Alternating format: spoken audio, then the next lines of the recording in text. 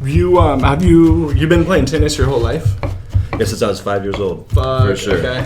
Yeah, my dad was a big time tennis player. He was a doubles player up and down California. He played for UCSB, and yeah, he was kind of a badass in a sense, a little bit of a local celebrity. Really? And through playing with him, you develop a little bit of a game pretty early, and then you get some respect. And you played for some schools, and yeah, played quite a bit of tennis. I mean, I was a professional from like 21 to 23 years old. You were? Indeed. What's that mean? You play money. You play tournaments for money.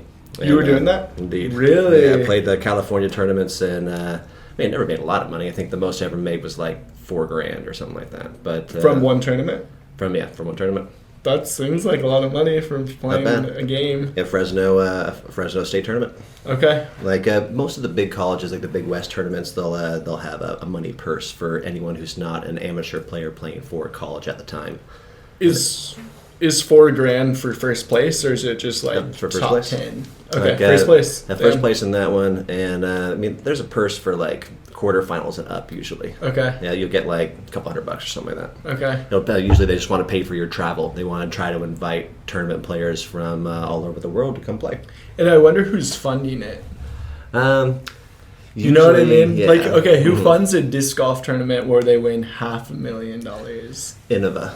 Like really? Like Prodigy, those kind of ones. Okay. Like the big makers of disc golf will invite people, and then everyone's wearing their little Innova shirts and Prodigy this, and in between holes they hold up their disc and they say Calvin is playing with this disc. Watch him throw this disc, and yeah, they make money. And yeah, the championships really are like multiple millions of dollars now.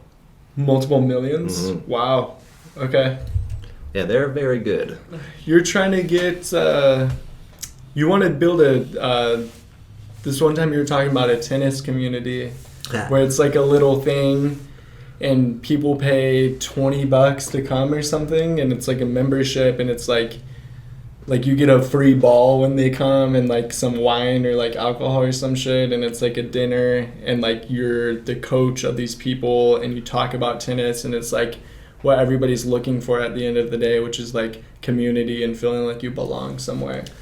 Man, years ago down in LA, there was a tennis community that I would go to every Wednesday. It was connected to some country club, but it was weirdly enough it was a gay group, and they would all play tennis together, and they would go out for drinks and dinner afterwards and stuff. But they would come there just for practice, and they would put in this money or whatever, and they would go towards balls or towards the coaches. And they would run practice, and then everyone would go play and hit, and then they would go to dinner.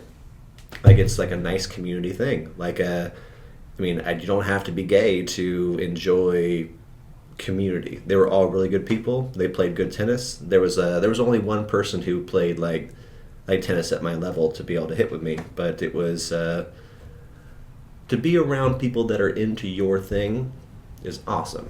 Whatever it is. Like, if let's say they played Magic cards or something like that. It's hard to find homies that play Magic cards. Yeah. Like, to be able to find that is golden. And those guys were tennis players. And just a really nice community, really good people. And I want to have that kind of thing in my community. And, I mean, to be able to bring like-minded folks together, make my world better. But would you join my tennis class? I told you I would. Excellent. Yeah. Right on. Oh, for sure, dude. We'll run drills and we'll go get drinks after. Okay. Awesome. Yeah. I mean, you have the property to do it at. Like, you need to get a tennis court on that. No tennis court. It costs so much money to make a tennis court. Like, I did concrete when I was a kid. Like, 16 to like 18, I made concrete with the Foster Enterprises up here in San Luis. It cost like $70,000 to make a tennis court. $70,000? Just the concrete, the slab itself. Is that expensive? Oh, not just it's everything else as well. It costs like maybe 20 or so just to pour the concrete, and then to be able to have the fencing's another $5,000, and to be able to have lighting or whatever is another $10,000. And it, $10,000 for lights? Oh, it adds up quick. Jesus Christ! Man. Like the electrical stuff, electricians are expensive, man. But, second to last question for you. What made you stop playing tennis after you were winning attorneys? School, and getting beat by people that were like 16. Like when it got to the point where I would have to outgame somebody rather than out-talent somebody, that didn't feel good. Like I remember playing a tournament at the Santa Maria Open. I played against a 16-year-old who was very good, and I beat him, but I didn't beat him off of out-stroking him, out-hitting him. I had a bigger serve than him, and everything else was his game. He was excellent.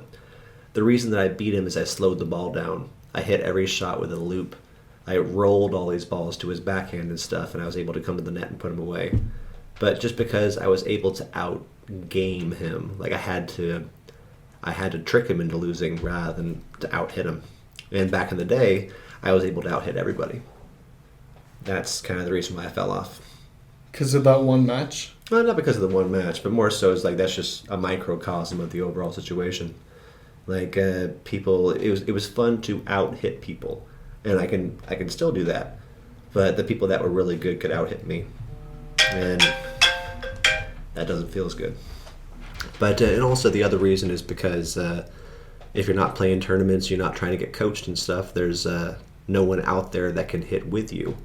Like I'm at a high level. Like the best partner for me to hit with was a wall. The wall always hit the ball back. And if you're playing with someone who's a lower level than you, you have to kind of downgrade your game to play with them. You didn't have a partner? Not really, no. How the fuck did you get good? Coaches. Or did you plateau? But playing with college teams, playing with Northridge, playing with Allen Hancock, playing with travel teams and stuff like that. Like I wouldn't say I plateaued, but I mean at a certain point, there's only so much game.